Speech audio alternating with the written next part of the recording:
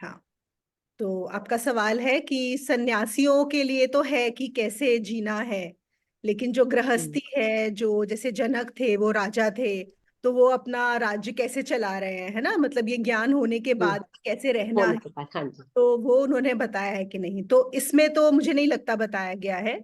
लेकिन जो मेरे गुरु ने बताया है वो ये है कि बात आ जाती है कि आपको जो आवश्यक क्या है वो करना है, और अनावश्यक को वो अपने आप ही त्याग हो जाता है।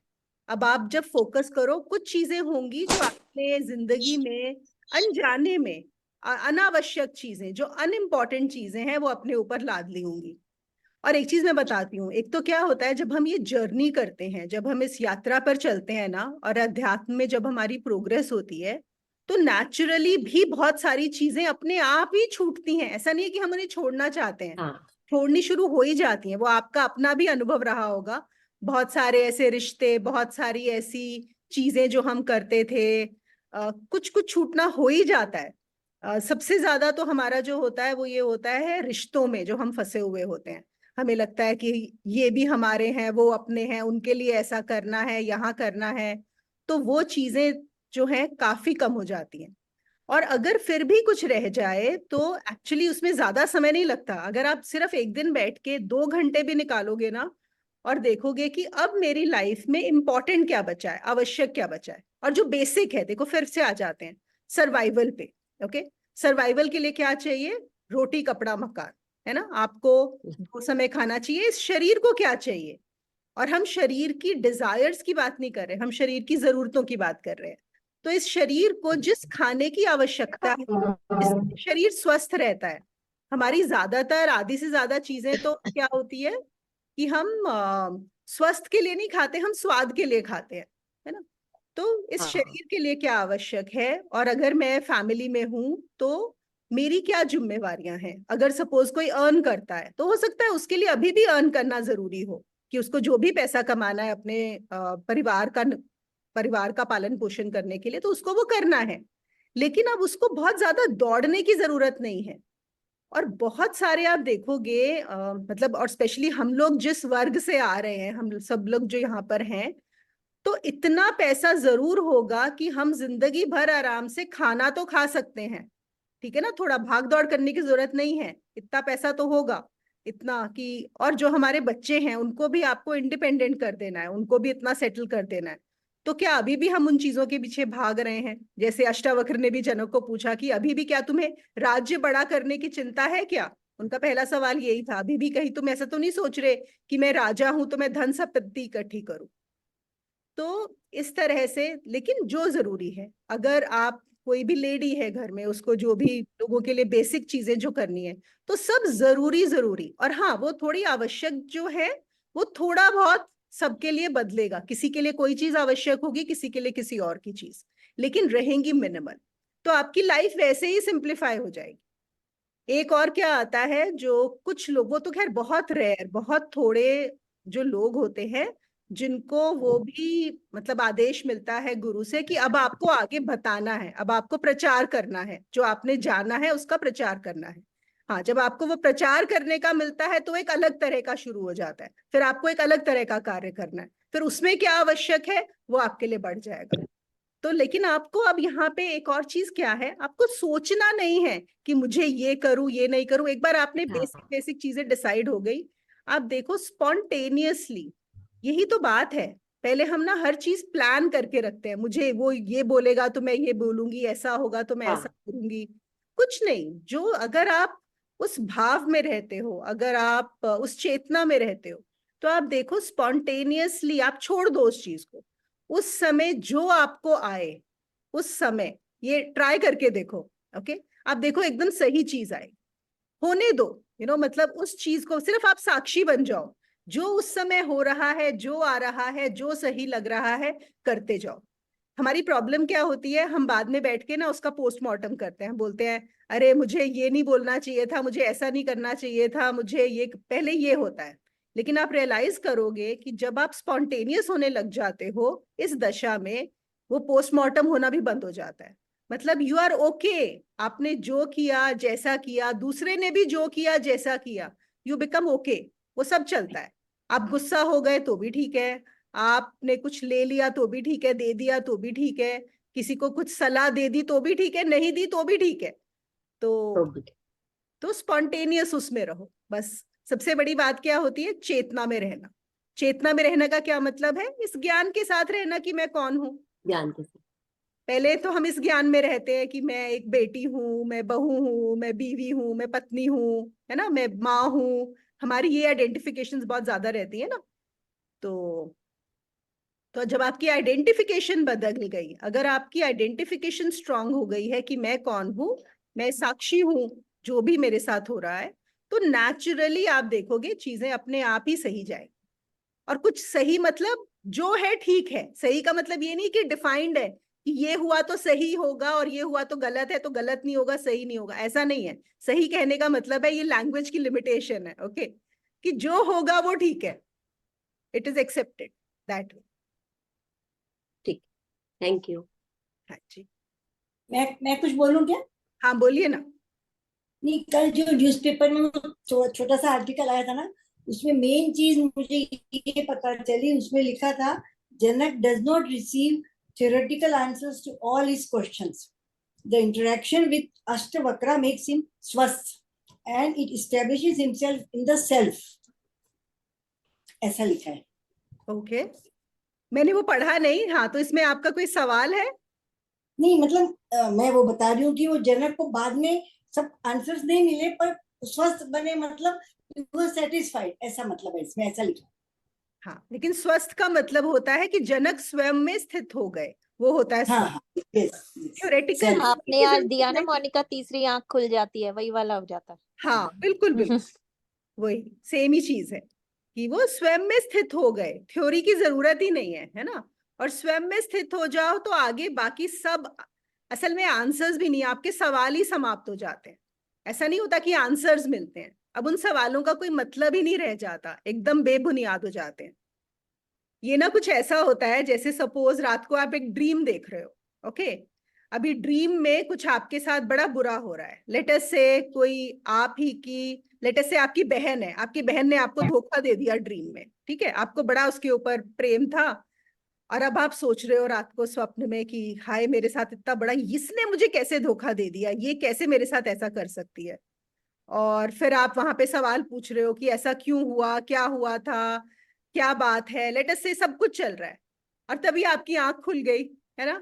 आंख खुली, सुबह उठे तो देखे अरे कुछ था ही नहीं, ना बहन थी, ना धोखा था, ना मैं थी, कुछ भी नहीं था। तो अब भी क्या सवाल रहेगा? हाँ, ज्यादातर लोगों को अभी भी सवाल रहेगा, वो सोचेंगे कहीं ये सपना आया था इसके धोखा देने का, कहीं ऐसा तो नहीं कुछ ऐसा मेरे साथ होने वाला है। वो एक अलग ट्रैक पे चली गई कहानी। बट रियलिटी ये है कि उठते ही आपको रियलाइज होगा अरे कुछ था ही नहीं, सब बकवास था। तो वो जो सवाल थे, सवाल ही नहीं बचेंगे। अब क्या आप जाके किसी को पूछोगे? अब जाके अपनी बहन का आप वो करोगे कि तुमने मुझे धोखा क्यों दिया, या किसी और से जाके डिस्कस करोगे कि उसने मुझे रात में धोखा दिया? सवाल ही समाप्त हो गया, है ना, बात ही खत्म हो गई। और हाँ, ये जो अभी तनु ने बोला तीसरी आंख खुल जाना, हाँ वही बात है। देखिए सब जगह एक ही बात कही जा रही है, और वो बहुत ही छोटे से उसमें देखा जाए तो पूरा ज्ञान आ गया वो 1 मिनट के अंदर। वो जो है कि यहाँ पे भी क्या हुआ है जनक के साथ, एक तरह से हम ये भी बोल सकते हैं कि उनका तीसरा नेत्र खुल गया। ये सिंबॉलिक है, ये कहने का तरीका है। स्वयं का ज्ञान, उनको स्वयं का ही ज्ञान हुआ है। और ज्ञान का यही मतलब है कि हमारे ऊपर जो इस स्वप्न ने, इस संसार ने इतना हमारे सर पे चढ़ के नाच रहा है ना, ये वो नाचना बंद हो जाता है बस। और यही बस, जो वो नाचना बंद हो जाता है तो फिर हम भी शांत हो जाते हैं। है कि नहीं? हमारे ऊपर ये संसार नाच रहा है कि नहीं नाच रहा है?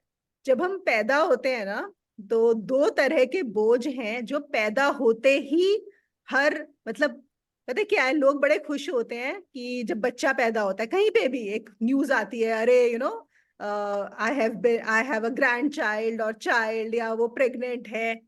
मैं सच्ची बताऊं, मुझे हर बच्चे की जो सुनती हूँ ना, वो पैदा हुआ है, मैं अपना सर पकड़ती हूँ। मुझे पता है मेरे होने से कोई रुकने नहीं वाला है चक्र, वो तो ऑब्वियसली चलना है, पर मैं अपना इंटरनल बता रही हूँ। मुझे कोई खुशी नहीं होती, मैं सोचती हूँ हाय राम, एक और इसका शुरू हो गया, अभी ये पैदा हुआ है, अभी ये बड़ा होगा, अभी इसको कितने सारे झंझटों से गुजरना है जिंदगी के, अभी क्या क्या होने वाला है इसके साथ, है ना। तो जो दो बोझ इमीडिएटली आपके ऊपर आ जाते हैं पैदा होते ही, चाहे गरीब का बच्चा हो चाहे अमीर का बच्चा हो। देखो, पहला बोझ आता है इस शरीर का बोझ, है ना। जो शरीर आप हो ही नहीं, मतलब ये ऐसा है कि आपने इतना बड़ा अपने ऊपर एक कवर चढ़ा लिया, एक आपने एक व्हीकल के अंदर आप घुस गए। तो सबसे पहला बोझ शरीर। आप जिंदगी भर इस शरीर का ध्यान रखते फिरो, इसको खिलाओ पिलाओ साफ करो, इसके कभी बीमार हो जाएगा डॉक्टर में के पास हॉस्पिटल में जाके एडमिट कराओ। कितने लोग हैं जिनको हॉस्पिटल जाना अच्छा लगता है, डॉक्टर के पास जाना अच्छा लगता है? कोई है यहाँ पे? कुछ भी हो सकता है ना। तो सबसे बड़ा बोझ शरीर का। और जो दूसरा बोझ है वो होता है सामाजिक बोझ, है ना। पैदा होते ही वो बच्चा उसका एक आइडेंटिटी हो जाती है कि तुम इस परिवार के बच्चे हो, ये तुम्हारे पेरेंट्स हैं, अब ये तुम्हारी कास्ट है, ये कम्युनिटी है, ये नेशनैलिटी है, अब तुम्हें ये करना है, ऐसा करना है, लड़के हो तो ये करना है, लड़की है तो वो करना है, गए काम से। अब बताओ किस बात की खुशी है पैदा होने में, मुझे तो समझ में नहीं आता। तो ये हमारे ऊपर संसार हावी होके नाचता रहता है जब तक कि हम अपना ज्ञान ना हो जाए, स्वयं का ज्ञान। और उसको तीसरी आंख एक और इसलिए भी बोलते हैं कि जो हमारा आज्ञा चक्र होता है, ये मैंने पहले भी बताया है कि ज्यादातर जो लोग हैं उनके कौन से चक्र सक्रिय होते हैं? नीचे वाले, जो मूलाधार है, स्वादिष्ठान। ज्यादातर लोग मूलाधार और स्वादिष्ठान में ही घूमते रहते हैं। हाँ, वैसे हर चक्र थोड़ा सा सक्रिय होता है सबका, बहुत थोड़ा सा, क्योंकि वो नेचुरली होना है, लेकिन बहुत वंस इन अ वाइल कभी उधर जाते हैं। फिर कुछ लोग जिनको हम बोलते हैं कि ये तो लाइफ में बड़ा अच्छा कर रहे हैं, वो मणिपुर तक चले जाते हैं, जो बहुत अचीवमेंट ओरिएंटेड होते हैं, जो कुछ कुछ बनते हैं, कुछ करते हैं। पर मणिपुर के चक्र के ऊपर की यात्रा बहुत कम लोग कर पाते हैं, बहुत कम लोग। तो आज्ञा चक्र का मतलब है कि एक तो आपकी यात्रा आज्ञा चक्र तक हो गई, और आपका आज्ञा चक्र इतना सक्रिय हो गया कि जैसे कि अदरवाइज आपका मूलाधार या स्वाधिष्ठान आपका डिफॉल्ट चक्र है। डिफॉल्ट मतलब कि चेतना वही रहती है। हाँ, कभी आप किसी सत्संग में या किसी ने भी कभी, मतलब हर इंसान चाहे वो कितना ही दुष्ट और कैसा भी क्यों ना हो, वंस इन अ वाइल तो उसका भी यहाँ पे चली जाती है। जैसे हम बोलते हैं ना कि कुंभकर्ण की भी 10 साल में कभी एक बार यहाँ पे भी चली जाती थी, तो वो एक बात अलग है, लेकिन ज्यादातर उसमें रहती है। तो जब ये खुल जाता है तो ये आपकी डिफॉल्ट आपका हो जाता है। डिफॉल्ट अब आप आज्ञा चक्र पर रहने लगते हो, और वही है चेतना होना, वही है साक्षी होना, वही है जहां पर आप इस संसार को भी देख सकते हो और संसार के साथ स्वयं को भी देख सकते हो। मतलब दो आंखें ये जो बाहर देख रही हैं और एक आंख अंदर भी देख रही है, मतलब वो तीनों आंखें काम चल रही हैं, साथ साथ चल रही हैं। इसका बाइबल में भी ना क्राइस्ट ने बोला है, मुझे एग्जैक्ट स्टेटमेंट नहीं पता, पर उसमें है कि when thy I will be one you will be full of light. When thy I will be one you will be full of light. तो when thy I will be one क्या मतलब? वही तीसरी आंख है ना, जब तुम्हारा आज्ञा चक्र खुल जाएगा, फिर तुम, ये नहीं है कि ये दो आंखें बंद हो जाएंगी, ये दो आंखें चलती रहेंगी, ये संसार को देखती रहेंगी, लेकिन इसके साथ साथ कुछ और भी नजर आने लगेगा, है ना। कुछ और भी नजर आएगा, और वो जो नजर आएगा, तो ये जो आंखें जो इस संसार को देख रही हैं, वो उसके ऊपर ऊपर रहेगा। तो इसलिए उस द्वैत में आपको फंसने नहीं देगा, वो फंसने नहीं देगा। Okay. Monica, I have a small question. हाँ स्वाति I बोल। want to understand if there is any relationship. अभी आपने जो dreams का बताया, okay? And last year Jan, when Renu ji taught us unified, since then we have been doing this aura cleaning, you know, to all the invited influences in Mayura. We have been doing that as a practice. Does that have any connection with the dream? Because my experience is from the time I have been doing this aura cleaning, मेरा dream आना बंद हो गया. Okay okay, बहुत अच्छी बात Does है। it have दिखाने बंद है हो। कोई connection इसका? हाँ हाँ है। देखो, ड्रीम्स को भी ना, अभी मैं जाऊंगी नहीं बहुत डिटेल में, इसके लिए हम Okay. एक अलग सेशन करेंगे, पर मैं आपको एक ब्रॉडली बता देती हूँ। ड्रीम्स बहुत तरह के होते हैं। ओके, कुछ ड्रीम्स होते हैं जो ज्यादातर लोगों को आते हैं, वो ये रहते हैं जो आपकी दिनचर्या रोज में जो हो रहा है, रूटीन में हो रहा है, या कुछ आपके जो थॉट्स चल रहे हैं, या आपके ऊपर जो डोमिनेटिंग थॉट्स हैं, वो ही किसी तरह घुस के कुछ ना कुछ कहानी बना के आ जाते हैं, है ना, वो आपके ड्रीम्स आते हैं। और कुछ ड्रीम्स होते हैं जिनको हम बोलते हैं विजनरी ड्रीम्स, मतलब जो ड्रीम आपको सच में कोई एक आगे की इंफॉर्मेशन बताई जा रही है, कुछ आगे का बताया जा रहा है वो ड्रीम, उसको भी हम माया में ही मानते हैं। हाँ, तो कुछ ड्रीम्स जो होते हैं उनको हम बोल देते हैं विजनरी, क्योंकि उनकी क्वालिटी एकदम अलग होती है। ओके, तो अगर आप ज्ञान मार्ग के पॉइंट ऑफ व्यू से देखोगे तो उन ड्रीम्स की भी कोई वैल्यू नहीं है, क्योंकि वो भी इल्यूजन का ही हिस्सा है। चाहे कैसा भी ड्रीम हो, कोई भी हो, चाहे आपको ड्रीम में पता लग गया कि कल क्या होने वाला है, ऐसे बहुत लोगों को ड्रीम्स आते हैं कि कल दिख जाता है कल क्या होने वाला है, तो अब आप वैल्यू दोगे कि अरे अभी तो ये तो ड्रीम बड़ा स्पेशल है। नहीं, उसमें भी कुछ स्पेशल नहीं है, कुछ बात नहीं है, बस आपको पहले से दिखने लग गया, प्री विजन होने लग गया, कोई बात नहीं है। तो आप जो बोल रहे हो कि आपको ड्रीम्स आने बंद हो गए हैं, तो देखो ऐसा नहीं है कि ड्रीम्स नहीं आते होंगे, क्योंकि बोलते हैं कि ड्रीम्स तो चलते ही रहते हैं कुछ ना कुछ, लेकिन अब आपको याद नहीं रहते। और एक क्या होगा कि ड्रीम के बाद जब आप देखो, ज्यादातर लोगों को सुबह के ड्रीम्स याद रहते हैं, ऐसा होता है कि नहीं? तो ड्रीम्स की एक और फंक्शन होता है कि अगर आप ड्रीम के बाद दोबारा सो गए, जैसे आप सोए हो, डीप स्लीप में हो, सुषुप्ति में हो, फिर आपको ड्रीम आया, उसके बाद आप फिर से सो गए, तो आपको वो ड्रीम भूल जाएगा। सिर्फ ड्रीम कब याद रहता है? जब ड्रीम के बाद ही आप उठ जाओ, आपकी नींद खुल जाए। तो dream followed by waking state is a remembered dream. Dream followed by sleeping state is not a remembered dream. Okay, क्योंकि ये बहुत सारे एक्सपेरिमेंट्स हुए हैं ड्रीम के ऊपर, आजकल भी चलते हैं ड्रीम और स्लीप पे।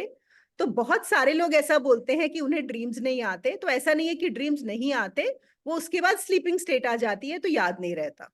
तो अब आप ये बोल सकते हो कि अब आपको वो ड्रीमिंग के बाद वेकिंग नहीं हो रहा है, या जो वो सुबह है, वो जो भी चीज है, उस समय आपको ड्रीम नहीं आ रहा है, तो इसलिए आपको ऐसा लग रहा होगा। और ये जो आपने बोला कि वो ऑरा क्लेंजिंग करने से भी हो सकता है, हाँ हो सकता है, बिल्कुल हो सकता है। ये चीजें जो हमारी, जो भी हमारी स्पिरिचुअल प्रैक्टिसेस होती है ना, उनसे हमारी वेकिंग, ड्रीमिंग, हर चीज पे अफेक्ट आता है। तो आपके ऊपर कुछ ना कुछ हो सकता है, उसका अफेक्ट आया। Thank you. और यूनिफाइड में तो हम लोग बल्कि ड्रीम्स पे एक और एक्सरसाइज भी है कि आप अपने ड्रीम्स में जो देखना चाहते हो, जानना चाहते हो, वो करके चलो तो वो चीज आ जाएगी। तो वहां पे एक ड्रीम्स का एक अलग सिग्निफिकेंस भी है ना। एक पर्टिकुलर, मैं नाम भूल गई हूँ सडनली, एक तिब्बतन स्कूल है, अगेन वहां पे वो तंत्र का ही है, जहां पर आपकी दीक्षा भी ड्रीम्स के बेसिस पे होती है। वहां पे जो आपकी मेन साधना है, उसमें dreams are the most important thing. मतलब उसमें गुरु, हर रोज आपको गुरु को अपने स्वप्न बताने होते हैं, और आपकी इनिशिएशन भी तभी होती है जब गुरु को लगता है कि आपके स्वप्न में कुछ ऐसा हो गया कि अब तैयार हो आप। तो हर चीज ड्रीम्स के हिसाब से चलती है। तो ऐसे ऐसे बहुत सारी चीजें हैं, बहुत। लेकिन मुनि, जैसे जो ड्रीम्स होते हैं तो हमारा चित्त ही निर्मित करता है ना अपने आप ही, जो हाँ, चल रहा होता है, जो माइंड अपना। तो ये रियलिटी तो इसमें कुछ होती नहीं है ना, ये जुड़े होते हैं किसी चीज से, ऐसे तो कुछ होता नहीं है ना, इनका कुछ मीनिंगलेस होते हैं ना ये। वेकिंग स्टेट में रियलिटी है क्या? हाँ, वही मैं कह रही हूँ ना, मीनिंगलेस से हुए ना।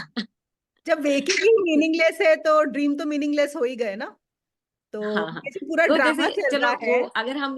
अगर हम प्रैक्टिकल वर्डली थ्रो से जाते हैं, उस आध्यात्मिक दृष्टि से नहीं सोचते, तो कई बार जैसे जिनकी डेथ्स हो जाती है, ठीक है ना, वो लोग आते हैं ड्रीम्स में, आ जाते हैं, तो ये भी हमारा चित्त ही निर्मित करते हैं फिर अंदर से, क्योंकि हम सोच रहे होते हैं।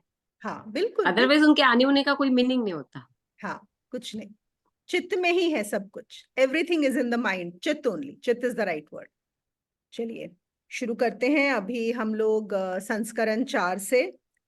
और जिनके पास इंग्लिश वाली अष्टावक्र गीता है, उसमें एक और चीज बता दूं, यहाँ पे चैप्टर 4 में आप देखोगे ग्लोरिफिकेशन ऑफ सेल्फ रियलाइजेशन दिया है, और उसमें दिया है अष्टावक्र उवाच। ओके, ये पूरा गलत है, यहाँ पे जनक उवाच है, अष्टावक्र उवाच नहीं है।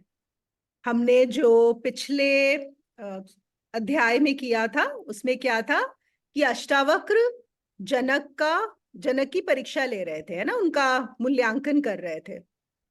तो उसके बाद जब उन्होंने उनका मूल्यांकन कर लिया है, उनको इतने सारे सवाल पूछ लिए हैं परीक्षा के, तो अब जनक क्या कर रहे हैं, अब जनक उनके जवाब दे रहे हैं। तो अब ये अष्टावक्र नहीं बोल रहे हैं, अब जनक उनके जवाब दे रहे हैं। तो अब जो जनक जवाब देंगे उनसे अष्टावक्र को पता लगेगा कि सच में ये कितने पानी में है ना।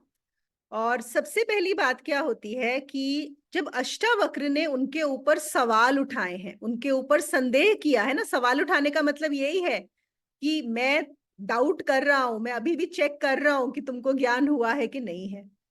तो जनक अब क्या जवाब देंगे और किस भाव में जवाब देंगे, है ना, इससे भी जनक की स्थिति के बारे में हमें पता लगेगा। आप लोगों ने नोटिस किया है कि जब कोई हमारे ऊपर कोई क्वेश्चन उठाता है और हम श्योर नहीं होते तो हम डिफेंसिव हो जाते हैं, है ना, हम डिफेंसिव हो जाते हैं, आत्मरक्षा में लग जाते हैं। ज्यादातर लोग आप देखो, कभी उनसे सवाल किया जाए तो हम एक डिफेंसिव मोड में आ जाते हैं। हमें लगता है कि हमें अपने आप को प्रूव करना पड़ेगा, हमें अपने आप को यहाँ पे सच साबित करना पड़ेगा, बताना पड़ेगा। ऐसा लगता है कि मेरी इंटेग्रिटी पे क्वेश्चन किया है या मेरे ऊपर सवाल उठाया है। ये बड़ा नेचुरल प्रोसेस है, हम सब करते हैं जाने अनजाने में इस चीज को, एक डिफेंसिव हो जाना।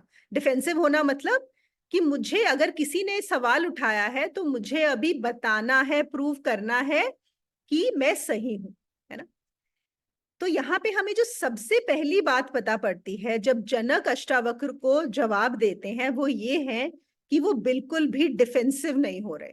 वो कहीं पर भी ये प्रूव करने की कोशिश नहीं कर रहे अष्टावक्र को कि हाँ मैं जान गया हूं। ओके, ये नहीं बताने की कोशिश कर रहे कि हाँ मैं जान गया हूं, वो कुछ और तरीके से बोल रहे हैं। तो सबसे पहला जो उनका आता है उसमें वो बोलते हैं, जो पहला वर्ड है श्लोक में वो है हंत, हंतात्म ज्ञस्य। तो हंत का मतलब पहले हम समझ लेते हैं। हंत होता है, इसको जैनी लोग बोलते हैं अरहंत। हंत का एक और मतलब होता है कि भगवान। और ये हंत जब हम किसी को बोलते हैं तो ये बहुत श्रद्धा से बोला जाता है, बहुत ही प्यार से बोला जाता है। जैन में जैसे मैं बोला अरिहंत बोलते हैं, बौद्ध में भी इसका यूज है जहां पे इसको अरहंत बोला जाता है। और हिंदूज जो हैं वो सिर्फ हंत का उपयोग करते हैं। इसका एक और अर्थ होता है जिसने अपने शत्रुओं पे विजय पा ली। हंत, कौन से शत्रु, कोई बाहर के शत्रु नहीं, अंदर के शत्रु। मतलब काम, क्रोध, लोभ, मोह, त्याग, लोक परलोक, जिसने अपनी सारी आकांक्षाओं पर, इच्छाओं पर, जिन्होंने अपने ऊपर विजय पा ली, जो कि निष्कांक्षा को उपलब्ध हो गया है। तो सबसे पहले तो उन्होंने जैसे ही उनको एड्रेस किया जनक ने, अष्टावक्र को, और हंत बोला, तो हंत बहुत ही श्रद्धा से बोला गया है और वो बिल्कुल यहाँ पर प्रेम से ही उनका जवाब दे रहे हैं। तो फिर वो उनको आगे बोलते हैं इसमें, हाँ तो मैं हिंदी में पढ़ती हूँ। तो उन्होंने बोला, हंत, भोग लीला के साथ खेलते हुए आत्मज्ञानी धीर पुरुष की बराबरी संसार को सर पर ढोने वाले मूढ़ पुरुषों के साथ कदापि नहीं हो सकती है। ओके, तो वो क्या कह रहे हैं कि भोग लीला के साथ खेलते हुए आत्मज्ञानी, मतलब कि यहाँ पे फर्क वो बता रहे हैं। एक तो मैं का नाम नहीं ले रहे, वो ये नहीं बोल रहे कि मैं, वो एक जनरल बात कर रहे हैं, यहाँ पे प्रूव करने की कोशिश नहीं कर रहे कि मैं, कि जो भी अभी अष्टावक्र ने सवाल उठाए हैं उनके ऊपर, उनका जवाब देते हुए कैसे बोल रहे हैं वो, कि लीला करता हुआ आत्मज्ञानी पुरुष की का कंपैरिजन एक संसार में जो मूढ़ पुरुष संसार को अपने सर पर ढोके जी रहा है, उन दोनों का कोई कंपैरिजन नहीं। ओके, तो वो ये नहीं बोल रहे कि तुमने मुझे मूढ़ कहा, वो ये नहीं बोल रहे कि तुम मुझे संसारी बोल रहे हो, ऐसा नहीं बोल रहे हैं जनक यहाँ पर, वो उनको बता रहे हैं। तो देखो कैसे है, इसको हम समझते हैं। बहुत ही सुंदर ये वाला श्लोक मुझे लगा पर्सनली, कि ज्ञानी और अज्ञानी, ओके, क्या फर्क है। अगर हम बाहर से देखेंगे तो दोनों के बिहेवियर में, या हो सकता है आपको बिल्कुल सेम चीज करते हुए नजर आए, ज्ञानी भी वही कर रहा है, अज्ञानी भी वही कर रहा है, लेकिन अंदर से, जो अंदर की बात है, वहां पे बहुत बड़ा फर्क हो जाता है। क्या फर्क हो जाता है? जो ज्ञानी है वो संसार में खेल रहा है, लीला कर रहा है। तभी इन्होंने बोला है भोग लीला करता हुआ आत्मज्ञानी, भोग लीला करता हुआ। तो दिख रहा है कि वो भोग भी रहा है, दिख रहा है कि वो भी सब जैसे अभी जो जनक हैं वो भी अपना राज्य चलाएंगे, राजा का ही काम करेंगे। और जो अज्ञानी है, जो नहीं जानता, वो भी यही कर रहा है। लेकिन क्या फर्क है? जो अज्ञानी है वो बहुत सीरियस है उसको लेके, उसके लिए खेल नहीं है। उसके लिए ये जो संसार है वो रियल है, उसके लिए जो सब कुछ भी हो रहा है ये सत्य है। और सत्य की वजह से क्या हो गया है, वो बहुत ज्यादा इसके बारे में सीरियस हो गया है। तो ज्ञानी सब जानते हुए, लीला करते हुए खेल रहा है, और अज्ञानी सीरियस हुआ पड़ा है। फिर इसमें एक और चीज आती है कि जो ज्ञानी है वो तो जिंदगी को भी खेल रहा है, और अज्ञानी जब खेलता है, आप देखो, तो भी सीरियस हो जाता है। वो खेल भी खेल की तरह नहीं देखता। आप लोगों ने ध्यान दिया है कि बस जो बहुत छोटे बच्चे होते हैं वो जो खेल रहे हैं वो खेल को खेल की तरह खेलते हैं। उसके बाद जैसे ही आप थोड़े बड़े होने लगते हो, आपके लिए खेल भी खेल नहीं रह जाता। खेलते हुए भी आपका क्या फोकस होता है कि मुझे इसमें जीतना है, आकांक्षा आ जाती है। आप चाहे कोई भी गेम खेल रहे हो, आप लूडो खेल रहे हो, आप स्क्रैबल खेल रहे हो, आप ताश के पत्ते खेल रहे हो, आप शतरंज खेल रहे हो, या बाहर छुपन छुपाई, या जो भी, any game that you are playing, और any other game, what are they doing? They are very very serious about it. Everything has become very serious to them. तो ये बहुत बड़ी चीज होती है, और ये इतनी बड़ी चीज है कि जिसका कोई मुकाबला नहीं किया जा सकता। और क्यों वो इतने सीरियस हो गए हैं? वही कि संसार की जो आपकी कंडीशनिंग है, संसार में जो भी आपने सीखा है, आपको जो ट्रेनिंग मिली है, उसमें आपको हर चीज इतनी लगा है कि ये सब कुछ रियल है, और मुझे ये पाना है, और ये करना है, और यही सत्य है।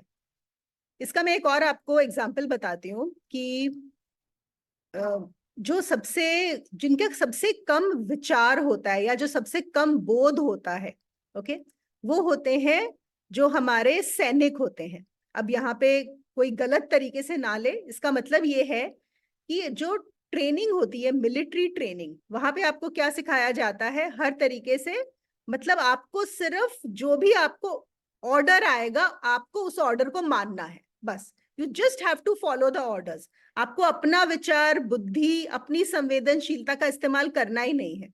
अगर आप बॉर्डर पे खड़े हुए हो और पीछे से आपको कमांड आई कि किल, शूट, तो आपको सोचना नहीं है यहाँ पे कि मैं सामने शूट करूं कि नहीं करूं, वो जो सामने है वहां पे सच में उसने कुछ बिगाड़ा है कि नहीं बिगाड़ा, नहीं, आपको सिर्फ शूट करना है। तो ये आपकी पूरी की पूरी मिलिट्री ट्रेनिंग होती है। आपको पता है जब ये नागासाकी हिरोशिमा पे जिस पायलट ने जाके बॉम्ब गिराए थे, जब सेकेंड वर्ल्ड वॉर जब हुई थी, उसके बाद वो वापस आया, तो अगले दिन उसका कुछ लोगों ने उसे पूछा, उसने उनसे पूछा कि तुम रात को सो पाए? तो उसने बोला हाँ, क्यों, मुझे सोने में क्या दिक्कत थी, मैं तो रात को बॉम्ब गिरा के आया और उसके बाद आराम से सोया। कहते तुमको जरा सा भी परेशानी या दुख नहीं हुआ कि तुमने इतने लोगों को मार डाला, लाखों लोग मर गए, और पता नहीं आगे कितने सालों तक उसका क्या अफेक्ट होता रहेगा? उसने बोला नहीं, मेरा काम वो सब सोचना नहीं है, मेरा काम है, मुझे ऑर्डर आया कि तुम बम को गिरा दो, तो मैंने जाके बम को गिरा दिया, बस, मुझे नहीं सोचना है इस बारे में। तो आपकी ट्रेनिंग मतलब उस ये एक आया ही नहीं है। और देखो, अगर वो ज्यादा भी सुचवाएंगे, वो बोलेगा मैं नहीं करता, किसी और को ऑर्डर मिल जाते। अगर वो ऑर्डर रिफ्यूज कर देता, उसको निकाल दिया जाता, उसका कोर्ट मार्शल होता और किसी और को दिया जाता, है ना? तो कोई ना कोई तो ऑर्डर आपके जाके कर ही देगा। एक बार ये एक एक्सपेरिमेंट हुआ था किसी साइकोलॉजी लैब में, यूएस में। उन्होंने वहां पे क्या किया कि कुछ वॉलंटियर्स को लिया, कुछ 50 एक वॉलंटियर्स लिए, और उनको ये बोला गया कि आपको, मतलब रिवॉर्ड सिस्टम था कि आपको क्या करना है, यहाँ पे थोड़े दिन ट्रेन किया कि आप एक कमरे में हो और आपको बस एक बटन दबाना है। जब आपको बोला जाए कि बटन दबाना है, आपको बस ये बटन दबाना है। तो उन्होंने बोला हाँ ठीक है, ये तो बहुत आसान है, और जितनी बार बटन दबाएंगे उनको एक रिवॉर्ड भी मिलने वाला है उससे। तो उसके बाद जब वो बटन दबाने बैठे तो ऐसा हुआ कि दूसरे कमरे से हर बार जब वो बटन दबाते थे तो किसी के चीखने की आवाज आती थी। तो फिर इन्होंने पूछा कि ऐसा कैसे हो रहा है कि जब भी मैं बटन दबाता हूं तो चीखने की आवाज आती है। तो उन्होंने बोला कि हाँ, वो कुछ चल रहा है, वो कुछ लोगों को ऐसे पनिशमेंट सर्व करनी है, तो कोई बात नहीं है, आपको सिर्फ बटन दबाना है, आप बटन दबाते जाओ, तो कोई दिक्कत नहीं है, आपको रिवॉर्ड्स मिलते जाएंगे। और the psychologist were so surprised कि 80% लोग बटन दबाते रहे, जबकि चीखें आती रही वहां से। वो हर बार बटन दबाते थे, वहां से चीख आती थी। लेकिन जब बाद में उनसे पूछा गया, क्वेश्चनिंग की गई कि तुमने क्यों ऐसा किया, मतलब तुम्हारे दिमाग में नहीं आया? कहते हाँ आया था, बाद में ये हुआ कि हाँ ठीक है, मतलब ऑर्डर अगर दिया गया है, हमें ऑर्डर जमाना है, ऑर्डर बजाना है, तो ठीक है, we will do it. So what is being shared over here is कि आपकी जो एक कंडीशनिंग हो जाती है कि मुझे ये करना है, ये मुझे बता दिया गया और मुझे ये करना है, आपके अंदर ऐसा दृढ़ हो जाता है, ऐसा स्ट्रांग हो जाता है कि आपकी जो संवेदनशीलता है वो खत्म हो जाती है, वो नहीं रहती। आप अपना विचार करना ही छोड़ देते हो। और जब आप विचार नहीं करोगे, आपको बोध कैसे आएगा? आप समझोगे कैसे? कैसे आप जानोगे कि आपको क्या करना है? तो एक और तरीका क्या है इसी चीज को बोलने का, ये जो ज्ञानी और अज्ञानी वाली बात हो रही है, कि जो अज्ञानी है वो क्या करेगा, जो उसकी कंडीशनिंग है, उसको जो बता दिया गया है वो जीते हुए वैसे ही, एक तो है कि बहुत सीरियस है, एक है उन चीजों को वैसे ही करेगा जैसा उसने सीखा है, जैसा उसको बताया गया है, जो मेजॉरिटी करती है। जबकि जो ज्ञानी है, ये हमारा जो इसमें शायद 5th या 6th श्लोक इसी में आएगा, वो हर समय तो खेल की तरह लेगा, और खेल की तरह लेते हुए भी जो उसको उस समय सही लगेगा वो करेगा। वो ऐसा नहीं करेगा कि हाँ ये सीखा हुआ है, जो हम बात कर रहे थे ना एक स्पॉन्टेनाइटी की, कि अगर आप चेतना में हो, आपको उस समय जो लगेगा। एक ज्ञानी कभी जाके वहां पे बॉम्ब नहीं डाल आएगा कि बस ऑर्डर मिल गए इसलिए बॉम्ब डाल के मैं आ जाऊं वहां पे। तो ये एक फर्क होता है। इसको एक और स्टोरी में बताया गया है सेम चीज को, क्या फर्क है ज्ञानी और अज्ञानी में। ये बड़ी कॉमन स्टोरी है, आप लोगों ने सुनी हुई होगी, लेकिन इस श्लोक के साथ बहुत अच्छी बैठती है, इसलिए मैं आपको बता रही हूँ। कि वो कहते हैं ना कि एक बार ट्रेन में एक आदमी जा रहा था, और उसने अपने सर की जो गठरी थी वो सर पे रखी हुई थी। ट्रेन में बैठा हुआ है और जो गठरी है वो सर के ऊपर रखी हुई है। तो लोगों ने उसे बोला कि तुम गठरी सर पे क्यों रखे हुए हो, अभी तो इतना लंबा रास्ता है, तुम्हारा सर जो है वो थक जाएगा, तुम थक जाओगे, तो उसको ट्रेन पे रख दो। तो उसने बोला अरे नहीं नहीं, मैंने सिर्फ एक ही टिकट ली है, अपनी टिकट, तो मेरी टिकट और ये सामान ट्रेन पे रख दूंगा तो ट्रेन का बोझ कितना बढ़ जाएगा, तो मैं ट्रेन पे नहीं रख सकता हूँ। उसको समझ नहीं है, तो वो अपने सर पे ही रखा हुआ चल रहा है। अब हम बोलेंगे कितना बेवकूफ है, उसको इतना नहीं पता कि चाहे वो अपने सर पर रखे या ट्रेन पर रखे, बोझा तो ट्रेन ही उठा रही है, बोझा तो ट्रेन ही उठा रही है ना, तो वो अपने सर को क्यों कष्ट दे रहा है साथ में? ये बात तो हमें समझ में आ जाएगी इस कहानी से। लेकिन हमें दूसरी बात समझ में नहीं आती, वो ये कि इस अस्तित्व में जो चल रहा है, जो हो रहा है, वो हो ही रहा है, एक खेल चल रहा है। आपने क्या किया है उस खेल में? जो अज्ञानी है वो सीरियस होके उसने सब कुछ अपने सर पे ले लिया है। उसने क्या बना लिया है कि मैं करता हूं, मैं ये करने वाला हूं, मेरे द्वारा हुआ, जो अच्छा हुआ ये भी मैंने किया, इसका मुझे फल मिलना चाहिए, और जो खराब हुआ ये भी मेरे द्वारा हुआ, तो अब मुझे इसका प्रायश्चित करना है, दुखी होना है। वो इसी चक्कर में रहता है, इसलिए सीरियस रहता है, इसीलिए दुखी रहता है। क्यों? क्योंकि वो ट्रेन में भी अपने सर के ऊपर बोझ लेके चल रहा है। तो अभी भी जो भी हो रहा है वो अस्तित्व ही कर रहा है, आप नहीं कर रहे हो। जैसे वो ट्रेन ही बोझ उठा रही है उसकी गठरी का, वो नहीं उठा रहा है, उसने जबरदस्ती अपने सर के ऊपर बोझ ले लिया है। तो अज्ञानी वो है जिसने जबरदस्ती अपने आप को कर्ता बना लिया, तो उसके लिए क्या हो गया? वो बोझ हो गया। और ज्ञानी वो है जिसको पता है कि ट्रेन ही उठा रही है, उसने अपने बोझ को उठा के साइड पे रख दिया, उसके लिए ये खेल हो गया। तो ये एक बहुत बड़ा दोनों में फर्क है। फिर दूसरे श्लोक में जनक कहते हैं कि, ये मैं अब इंग्लिश वाले में से पढ़ रही हूँ, ओ the yogi does not feel elated abiding in that state which Indra and all other gods hanker after and become unhappy. देखिए, तो यहाँ पे अब जनक जो है उस स्थिति की बात कर रहे हैं कि जितने भी लोग हैं, हमें पता है कि दुनिया के सारे लोग बहुत कुछ मांगने में लगे हुए हैं, हर समय मांग चल ही रही है, कुछ भी मिल जाए कम ही लगता है, ऐसा लगता है अभी तो और लेना है, अभी और चाहिए और चाहिए। और फिर वो कह रहे हैं कि इंसानों की तो बात ही छोड़ दो, जो देव लोग हैं उनमें भी यही चल रहा है, जो देव लोग हैं उनका भी यही है कि हमें और कौन सा पद मिल जाए, क्या मिल जाए। सब कुछ पाने के बाद इंद्र जो देवलोक के राजा हैं वो भी सेटिस्फाइड नहीं है, और वो भी उन चीजों को ढूंढ रहे हैं, वो भी उस चीज को ढूंढ रहे हैं। और जो योगी है उसी चीज को पाकर, योगी यहाँ पर कौन, जिसने जान लिया है, उसी चीज को पाकर वो कुछ भी हर्ष नहीं करता, वो कुछ खुश नहीं हो रहा, वो कुछ सुखी नहीं हो रहा, वो एकदम समभाव में चला गया है, हम ऐसे बोल सकते हैं। हमें कोई छोटी सी भी चीज मिल जाती है तो हम बहुत उल्लासित हो जाते हैं, है ना, कुछ अच्छा हो गया। और जैसे ही खुश होते हैं तो साथ साथ कुछ दुख होने का भी परिणाम आ जाता है ना, कुछ ना कुछ कोई चीज ऐसी होगी जहां पे दुख होना ही होना है। तो हम द्वंद में, हमेशा एक द्वंद चलता रहता है, सुख और दुख, डुअलिटी जो है। और ये स्थिति क्या है, जहां पर उसको पाने पे, हाँ ठीक है, एक बार आश्चर्य जरूर है, बहुत बड़ा उनको आश्चर्य हुआ, अहो भाव में है, बस उसके बाद लेकिन न्यूट्रल है, कुछ कोई खुश या दुख दोनों का ही बात ही नहीं है, वो समाप्त हो गई। फिर तीसरे श्लोक में बोलते हैं कि the heart of one who has known that is not surely touched by virtue and vice, just as the sky is not touched by smoke, even though it appears to be. उस पद को जानने वाले के अंतःकरण का स्पर्श वैसे ही पुण्य और पाप के साथ नहीं होता, जैसे आकाश का संबंध भासता हुआ भी धुएं के साथ नहीं होता।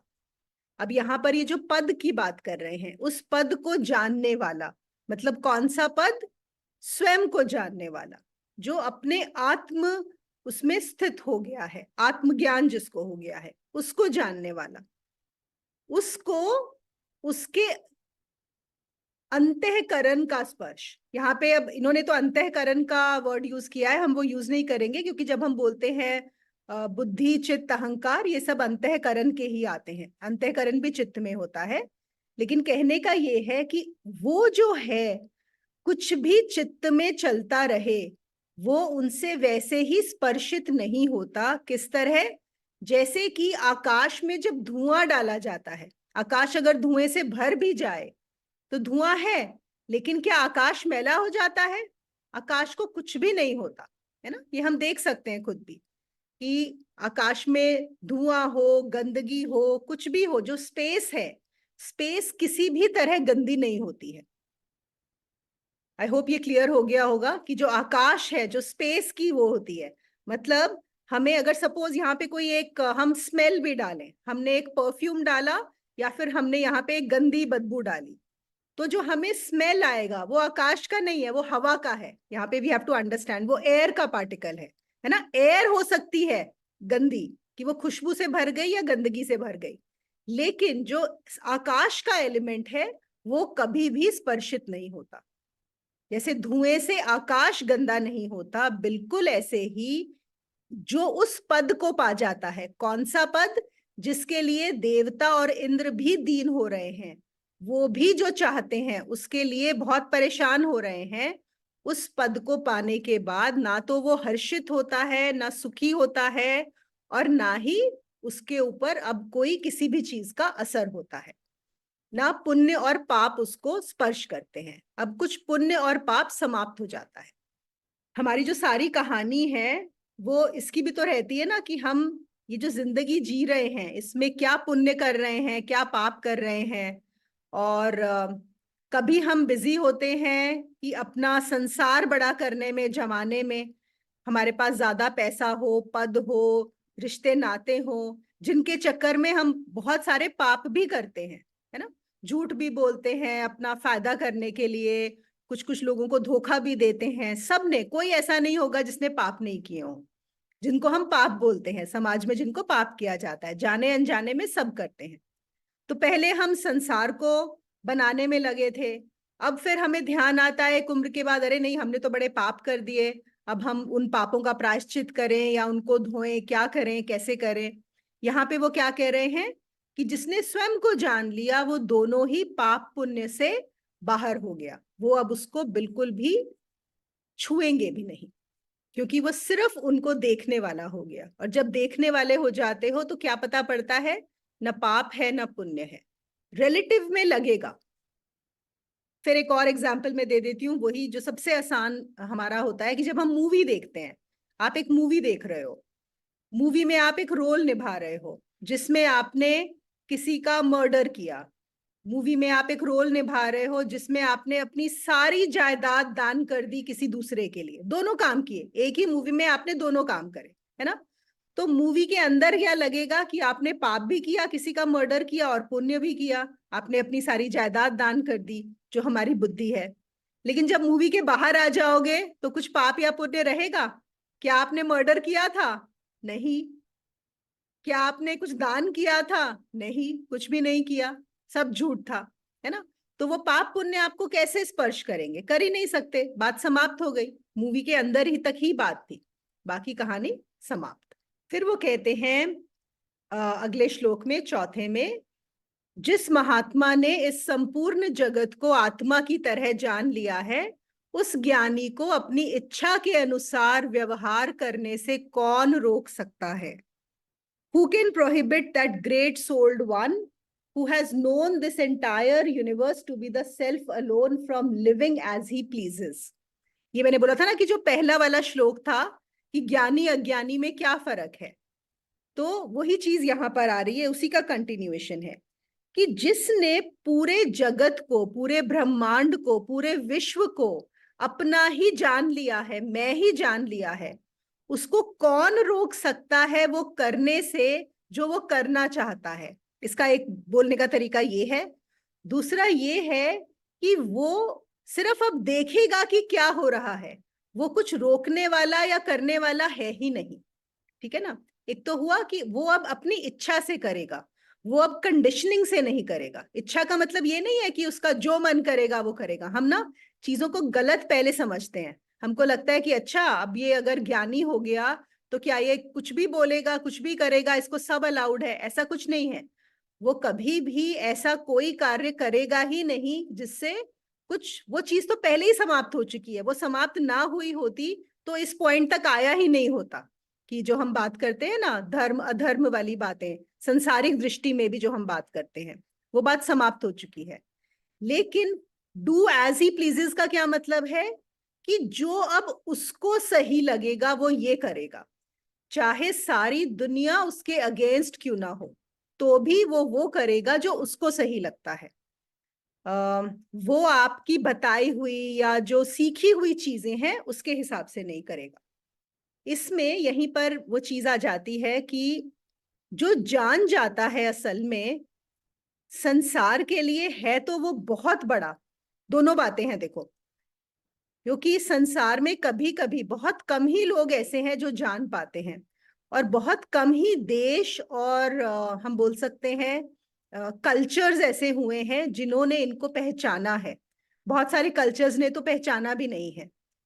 और दूसरा ये है कि समाज के हिसाब से वो जो है अब समाज के लिए यूजफुल भी नहीं रहा, जो संसारिक लोग हैं उनके लिए वो कोई काम का बंदा भी नहीं रहा। क्यों? क्योंकि वो कुछ भी ऐसा नहीं करेगा जो वो करवाना चाहते हैं उससे।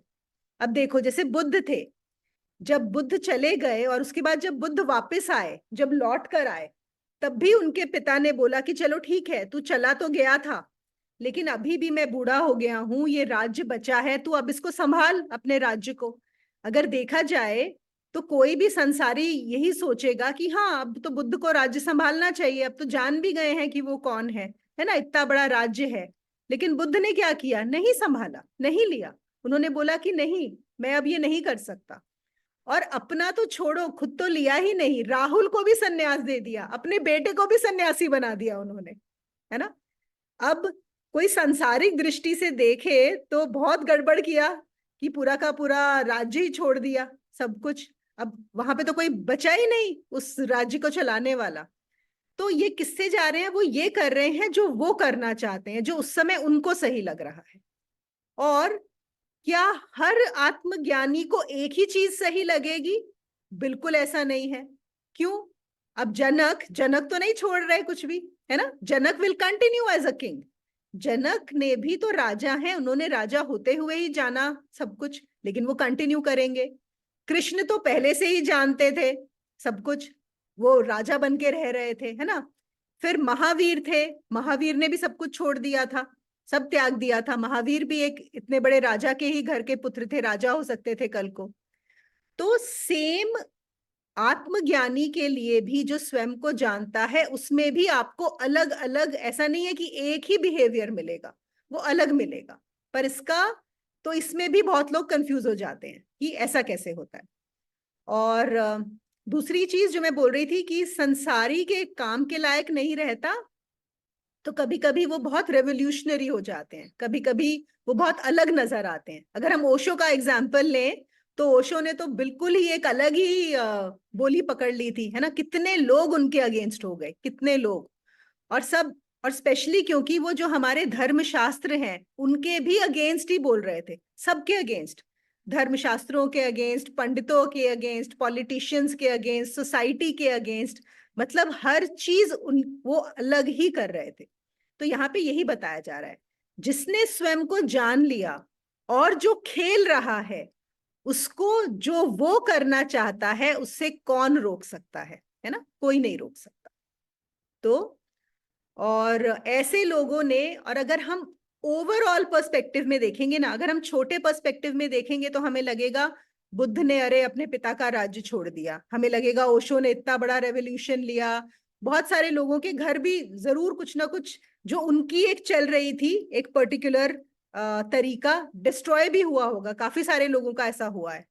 लेकिन अगर आप ओवरऑल पर्सपेक्टिव में देखोगे तो बुद्ध, ओशो ऐसे गुरुओं ने जितना भला किया है इस दुनिया का, उतना आज्ञा मानने वालों ने नहीं किया। आज्ञा मानने वालों ने नुकसान ही किया है। आप ये सोच के देखिएगा, जो ओबीडियंट होते हैं ना, हम लोग ओबीडियंस को बहुत इंपॉर्टेंस देते हैं, स्पेशली पेरेंट्स चाहते हैं कि बच्चे उनकी सुने, उनके हिसाब से चलें। Obedience is claimed as a virtue, कि ये वर्च्यू है, ओबीडियंट होना चाहिए। बच्चों को तो बस मुझे याद है हमारे घर में बोलते थे कि बच्चों को तो बस माँ बाप इशारा करें और उसी में रहना चाहिए, इशारे में रहना चाहिए, जबान भी नहीं खुलनी चाहिए आपकी, है ना? तो और एग्जाम्पल्स भी दिए जाते थे, देखो वो अपने माँ बाप की बात सुनते हैं, वो कितने अच्छे हैं, तुम नहीं सुनते हो अगर जरा सा भी कभी कुछ अगेंस्ट बोलो। तो यहाँ पर लेकिन हम जब जानते हैं, अध्यात्म में आते हैं, बिल्कुल उल्टा है।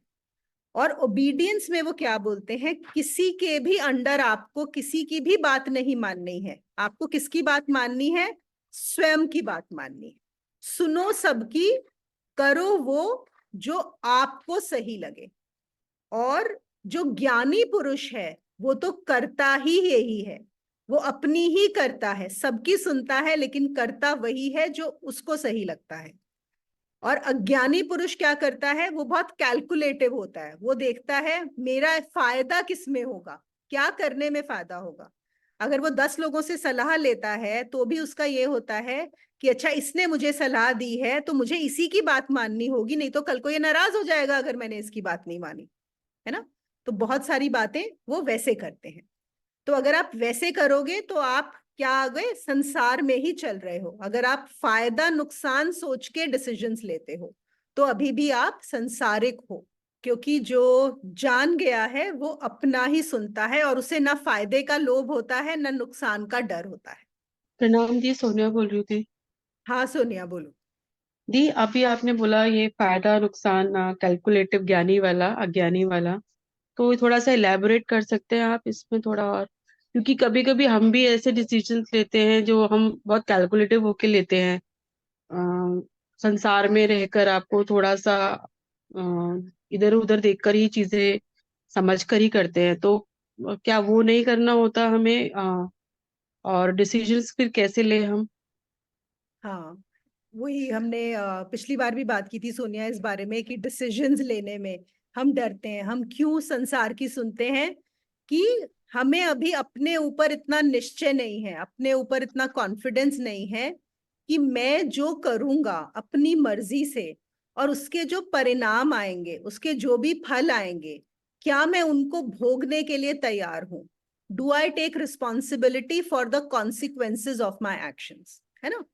तो इसलिए, और हमारी ट्रेनिंग, हमारी कंडीशनिंग संसार में यही है कि अगर तुम दूसरों की बात मानोगे तभी दूसरे तुम्हारी बात मानेंगे। अब देखो, सब कुछ लेन देन पर चलता है। हम क्यों दूसरों का, जैसे आपने बोला, हम क्यों कैलकुलेटिव डिसीजंस लेते हैं?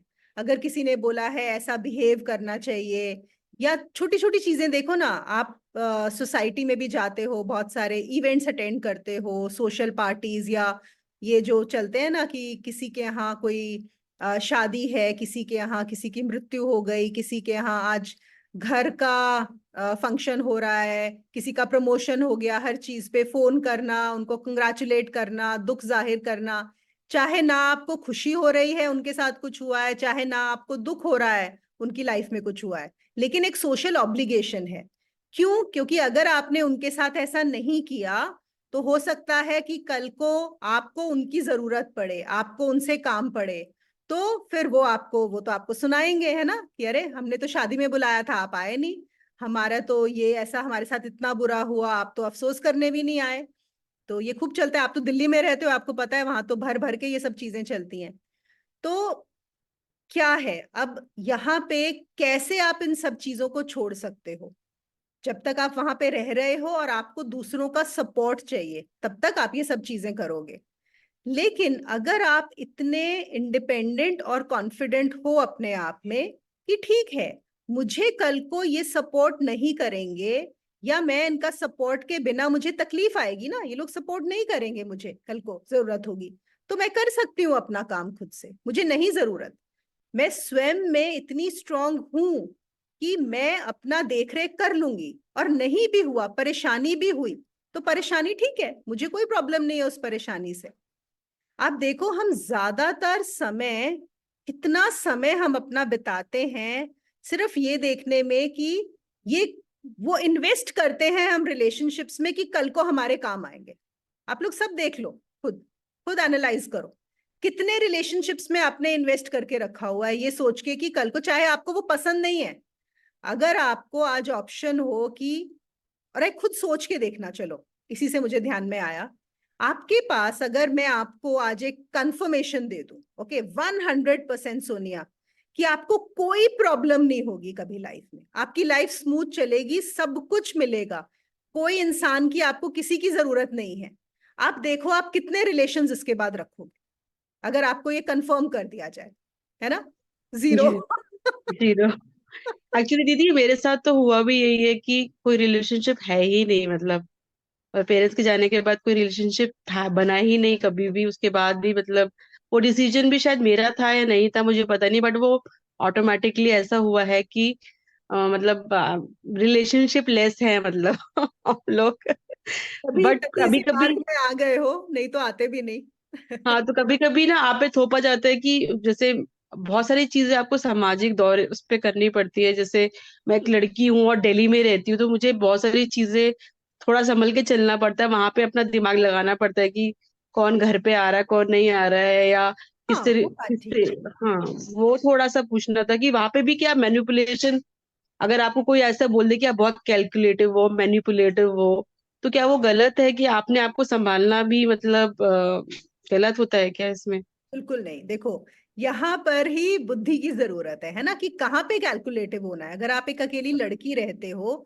ऑब्वियसली जहाँ पे सिक्योरिटी आ गई, जहाँ पे इस शरीर के संरक्षण की बात आ गई, वो तो आप ध्यान दोगे ही ना, कि कौन आ रहा है कौन जा रहा है, कैसे आपको अपना ध्यान रखना है अपने, वो एक अलग चीज है ना?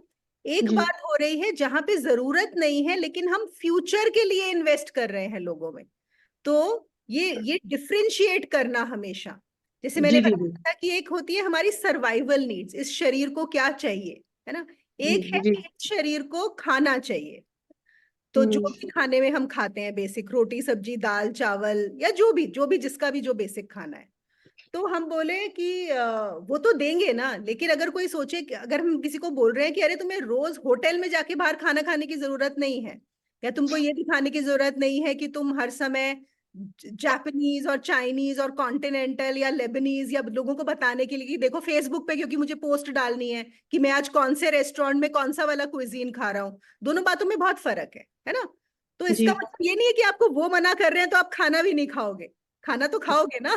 जी तो आवश्यक क्या है और अनावश्यक, इनमें डिफरेंशिएट करना बहुत जरूरी है, तो वो ठीक बात है।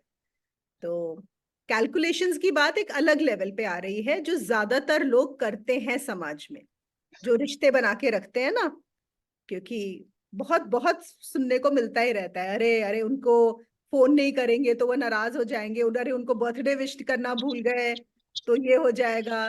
तो ये क्या है, ये सब है इतनी स्टूपिड छोटी छोटी चीजें हैं, पर लोग इन्हीं चीजों से टंगे हुए हैं, इन्हीं चीजों में ही फंसे हुए हैं।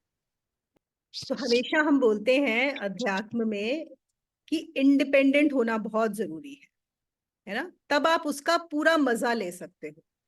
इंडिपेंडेंट रहो, फाइनेंशियली, इमोशनली, सोशली, इंटेलेक्चुअली, हर तरह से इंडिपेंडेंट होना, कि आप किसी के ऊपर कहाँ जहां पर भी आपको किसी पे डिपेंडेंट होना पड़ेगा, तो वहीं पर ये कैलकुलेशंस अपने आप फिर करनी ही पड़ेंगी। आपकी जहां डिपेंडेंसी आ गई किसी के भी ऊपर, वहां पर ये शुरू हो जाएगा। तो अगर आप इंडिपेंडेंट हो, और एक इमोशनली इंडिपेंडेंट होना भी बहुत जरूरी है, जो बहुत लोग नहीं हो पाते, कि बाकी सब चीजें तो ठीक है लेकिन इमोशनली उनको कोई चाहिए, सपोर्ट चाहिए, तो अपने को ही सबसे बड़ा एंकर बनाओ, फिर बहुत आसान हो जाता है संसार में रहते हुए भी इस संसार में सब कुछ चलते रहना। Monica, I have a question. ये Swati. It's in reference to what Sonia just said. As a family person, if I'm taking certain decisions or I'm doing certain things, isn't that my karma? Because Arjun also fought his brother because at that time that was his karma to fight them. So if I am taking certain decisions for the family, isn't that karma again? हाँ, go ahead. So if you are taking certain decisions for the family, why are you bringing karma in between? You are taking certain decisions for the family. Why can't we just put a full stop over there? Yeah, so if you're taking a decision, does that become your duty towards the family? You are taking a decision only if you think you have a duty towards the family. Yeah. Here. It is not the other way around. लेकिन गीता में तो वे वैसा ही था ना, because Arjun was never wanting to fight his brother. But हाँ. Krishna tells him that you have to fight because at this point of time, they are not your brothers. It is a war that you have to fight. So that is your karma towards your land. I तो still फिर didn't get your question. हमारे साथ ऐसा कुछ नहीं होता, फिर वो अपना भी तो वही हुआ ना फिर, if you are doing something for the family. नहीं, मैं अभी आपका, I have not understood your question, Swati. Has anybody else understood her question? मुझे लगता है कि ये पूछना, ये what she is trying to say is कि जैसे अर्जुन को कृष्णा ने बोला कि नहीं तुमको फाइट करना है क्योंकि this is your duty, this is your karma, you have to do it. तो ऐसे स्वाति को अपने घर का जो भी ड्यूटी करनी है वो बिल्कुल उसी तरीके से नहीं करनी जैसे अर्जुन को करनी थी। Correct, you got it. Yes, Renu ji, exactly. Okay okay. हाँ, तो यहाँ पे सवाल क्या है, ये बताओ। तो ड्यूटी तो करनी है, तो वो तो है ही, आपको कर्म तो करना ही है, कर्म से तो भाग ही नहीं सकते, है ना। Right right. तो फिर उसमें वो कैलकुलेटिव भी आ गया लग रहा है कि वो मेरे को कर्मा हो गया, क्या वो कर्मा नहीं है। That is a duty which you are thinking, this is my duty, you have to do it. Like Arjun की ड्यूटी को नहीं समझ रहा था तो कृष्णा ने उनको समझा दिया। Okay, right, understood. Yeah, that is only difference. Monica, you may frame again. हाँ नहीं ठीक है, दैट्स फाइन। कर्म हो गया, कर्म तो करना ही है। यहाँ पे द ओनली डिफरेंस ही, कृष्ण भी अर्जुन को क्या बता रहे हैं कि कर्म तो करना है तुम्हें, तुम्हारा कर्म नहीं है, ये नहीं है, कर्म करना है, पर करता तुम नहीं हो, तुम मेरे ऊपर छोड़ दो। I have already done it. So similarly, whatever you need to do for your family, you need to do it. You go ahead. Right. But don't think I am the doer. Yes, got it. That is the difference. ये कर्ता और कर्म में बहुत ज्यादा confusion रहता है generally. एक जो होता है ना, जैसे हम बोलते हैं कि अरे सब कुछ हो रहा है, जैसे मैं अभी बोल रही थी कि वो उठा के रख दो, जो गठरी है सर पे से उठा के रख दो, क्योंकि ट्रेन ही लेके जा रही है आपका भार, है ना। तो बोलेगा अच्छा अब हमें कुछ नहीं करना है, नहीं, कर्म तो अभी भी करना है, कर्म करना है, कर्ता मत बन, है ना। Okay, got it. Thank you, Renu ji. Ma'am, I will ask the same question again. हाँ please. If I don't want to do that karma, then what? मुझे नहीं करना है वो जो भी ड्यूटी है या जो भी ड्यूटी मेरे पे डाली गई है, हाँ, वो ड्यूटी मुझे नहीं करनी है तो भी करनी है। अगर आपको नहीं करनी है तो मत करो। व्हाट इज मैं स्टॉपिंग? जानबूझ के पूछ रहा हूँ इससे, बिकॉज हाँ। see, as a family there are some responsibilities which comes on us, hmm. right? And in that, suppose I don't want to do that, right so it is my vivek, right? It's my intelligence to decide कि right, मुझे वो करना है या नहीं करना है। बिल्कुल। तो नहीं करना है तो नहीं, हाँ, so कोई कुछ जरूरत भी नहीं चीजें है। फोर्सफुली नहीं करनी है। इसका भी ना एक और आंसर दिया गया है संतोष कि हाँ, जो आपको नहीं करना बिल्कुल मत करो, और जो बहुत आवश्यक होगा, अगर वो बहुत जरूरी होगा, वो हो ही जाएगा, वो आप कर ही लोगे ना करते हुए। ठीक? और अदरवाइज, और यहाँ पे आपको डिफाइन करना है कि आपकी जिनको रिस्पॉन्सिबिलिटीज आप बोल रहे हो उसमें वो किसके लिए आ रही हैं। आपकी वाइफ के लिए आ रही है, बेटे के लिए आ रही है, एक्सटेंडेड फैमिली के आ रही है, कितनी जरूरी है, क्या वो आप पे डिपेंडेंट है अभी भी या इंडिपेंडेंट है। तो ये सब चीजों को वो करते हुए भी आप बिल्कुल कॉल ले सकते हो कि मुझे नहीं करना, I don't want to do that, if you feel those things can still run without that. पर इन दिस केस मोनिका ये है ना कि वन शुड नॉट शन अवे फ्रॉम द रिस्पॉन्सिबिलिटीज। अगर कोई रिस्पॉन्सिबिलिटी ऐसी है, जैसे भी आपने बोला कि वाइफ की प्रति है, बच्चे की प्रति है, और वो बहुत नेसेसरी है, बहुत जरूरी है, करना ही पड़ेगा, then you can not run away from that the way Arjun was running away और कृष्णा ने उनको समझाया। हाँ, जो नेसेसरी है, देखो यहाँ पे नेसेसरी क्या Yes. है, वहां वो पे एक आ यही जाता है वो किसके डिसाइड लिए। कर सकते। यस, हाँ, वो तो ये उसी concept. समय उसके लिए डिसाइड होगा। या लेकिन जैसे हमने जो एक मोटा मोटा दिया है ना, ब्रॉडली जो भी Yeah. लोगों ने बोला है, वो ये है कि आपकी जो ड्यूटीज है, एक है अपने पेरेंट्स, एक है आपका स्पाउस, और एक है आपके बच्चे। ठीक है, अच्छे उसमें भी क्या बताया गया है, मैं ये भी बता देती हूँ, बहुत क्लियरली है। पेरेंट्स के प्रति भी क्या, उनको जो आपको फिजिकल सपोर्ट या फाइनेंशियल सपोर्ट देने की जरूरत है, आप दीजिए। Okay, whatever is required for them until they are there, if they are not independent. Again, हर चीज के साथ आता है if they are not independent, so you have to see that. Again the same with your spouse, right, and same with your kids. अब बच्चों को भी हम देखें, यहाँ पे भी बहुत अलग अलग उसमें आ जाता है कि जैसे कुछ कल्चर्स हैं जहां पे 13 साल के बच्चे को इंडिपेंडेंट कर दिया जाता है। After 13 the child is suppose to take care of himself. ये है, सर्टेन ट्राइब्स आज भी हैं जहां पे ऐसा ही माना जाता है कि आपको सिर्फ अपने बच्चे को 13 साल की उम्र तक सपोर्ट करना है। और हमारे यहाँ तो हम देखते हैं कि बच्चे इतने बड़े हो चुके हैं, शादी हो हमारे गई, यहाँ तो बच्चे हो गए, 113 साल के हो जाए तो भी तो भी नहीं होते। वही तो ना। तो यहाँ पे कौन डिफाइन करेगा? तो ये तो फिर आपको अपने हिसाब से अपने लिए डिफाइन करना पड़ेगा कि क्या है। दो सुबह एक शाम को एक हफ्ते so basically we have to use our intelligence, right? Absolutely, That will tell you what is right, what is wrong, not Yes. because somebody is forcing you to do it. No no, not at all. Force का तो सवाल ही नहीं आता। देखो, force में तो यही हो गया ना वापस संसार की, हम दूसरे की बात क्यों मानेंगे, कोई क्यों फोर्स कर रहा है, अपनी ही बुद्धि से जो ठीक लगे। चलिए अगला श्लोक ले लेते हैं। ये ना इंग्लिश वाले में एक दो लाइन बहुत अच्छी दी है, मैं बता देती हूँ। The man of supreme realisation is beyond all scriptural injunctions. यहाँ पे तो उन्होंने शास्त्रों को भी बोल दिया, नॉट ओनली संसार की, शास्त्रों के भी अबव है, beyond all. He is supremely indifferent to all the prescribed laws of conduct, for these all are formulated for ignorant minds. देखिए, अज्ञानियों के लिए लॉज बनाए गए हैं, ज्ञानियों के लिए नहीं। That, however, does not mean moral anarchy, for it is said in the scriptures that the man of realization does not stoop to evil actions, as all evil are annihilated before the highest state of realization is reached. And then he says, Sri Ramakrishna puts it like this: an expert dancer never takes a wrong step. देखिए कितना सुंदर बोला है, an expert dancer never takes a wrong step.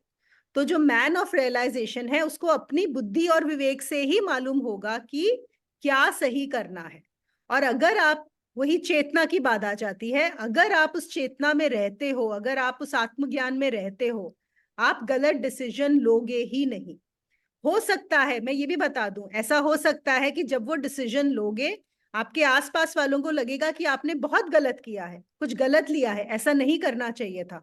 वो शायद आपको बोलेंगे भी, लेकिन आपको फिर से आपके अंदर की आवाज से सुनना है कि क्या वो सही है या गलत है, आपको अंदर क्या लग रहा है, और आपको उस पे स्ट्रांग रहना है।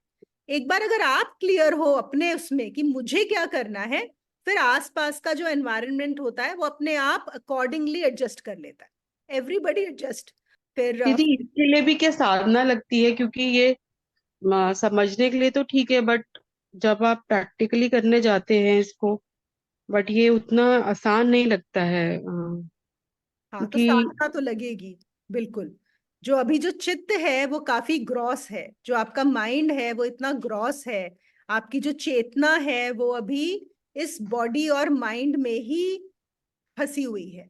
तो ऑब्वियसली तो ये चीज समझ में नहीं आएगी, है ना।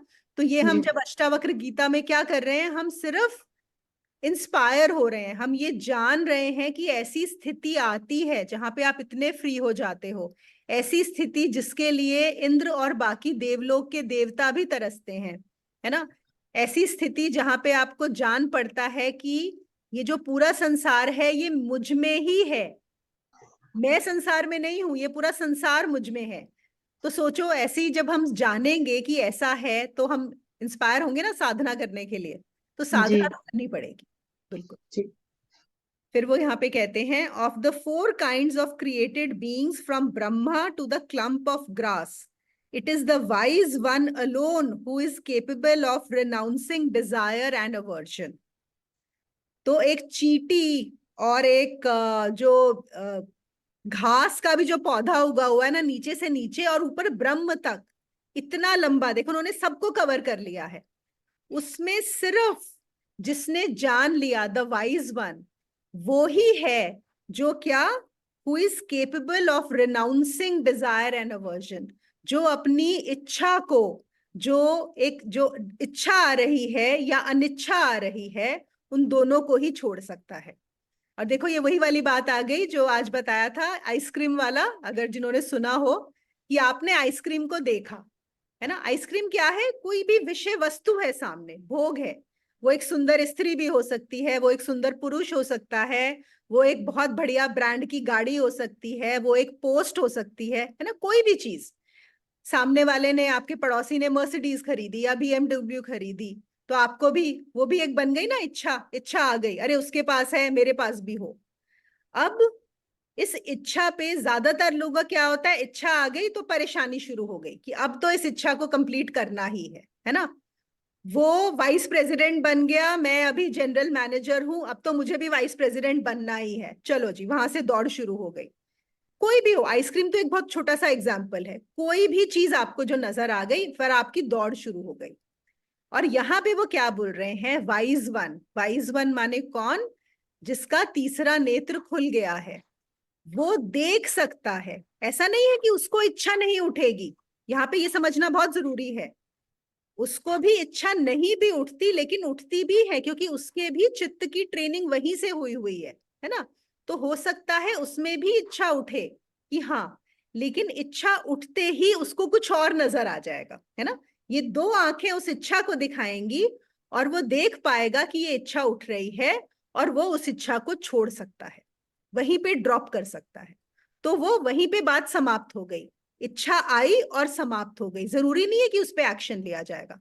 हाँ, हो सकता है किसी चीज पे एक्शन लिया भी जाए, है ना, कि कभी आइसक्रीम आ गई तो जरूरी नहीं है कि हर बार उसको ड्रॉप ही करना है, जाके खा भी सकते हैं, क्या प्रॉब्लम है।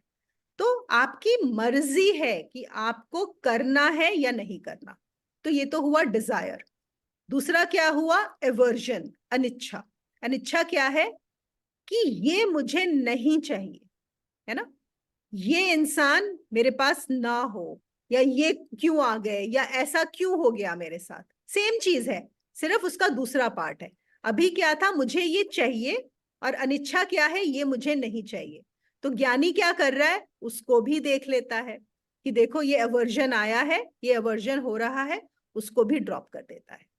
तो ये जो आपको स्वतंत्रता मिलती है ना, ये सबसे बड़ी स्वतंत्रता है कि अब संसार आपके ऊपर हावी होकर नाचता नहीं है, जो बाकी प्राणियों पर नाच रहा है कि एक बार इच्छा आ गई अब क्या करना पड़ेगा, उसको पूरा ही करना पड़ेगा, और पूरी नहीं होगी जब तक, तब तक दुख रहेगा, तब तक परेशानी रहेगी। और इसका जो लास्ट श्लोक है, rare is the man who knows the self as one without a second, as well as the Lord of the universe. He does what he knows and has no fear from any quarter. ये actually फिर से वही वाला आ गया हमारा, ये related थे, ये जो 3 श्लोक थे ना, कि वो डरता नहीं है, जिसने जान लिया कि वो ही है, सब कुछ वो ही है, अब भय समाप्त हो गया, है ना। अब वो करेगा जो उसको करना है, जो करना है या नहीं करना उसकी मर्जी। इसको हम कई तरीके हैं, एक ये है कि उसकी मर्जी, एक है कि मतलब इस इंसान की मर्जी, और दूसरा क्या हो गया कि वो बोले कि जो भी हो रहा है वो सही है, कोई भय नहीं बचा।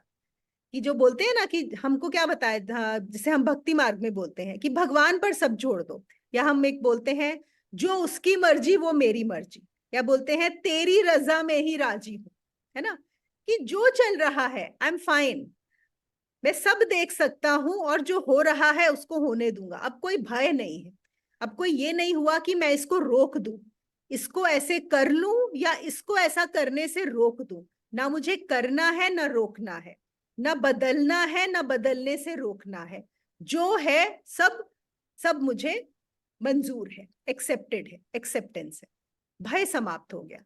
नहीं तो हमारा ज्यादा समय क्या होता है कि एक भय भी रहता है, हाय ऐसा ना हो जाए, वैसा ना हो जाए, ये ना हो जाए, ये हो गया तो मेरे साथ क्या होगा। जो हो रहा है, जैसा हो रहा है वहीं पे, उसी में संभाव में रहना, बस वही एक बात है, वही सबसे इम्पोर्टेंट।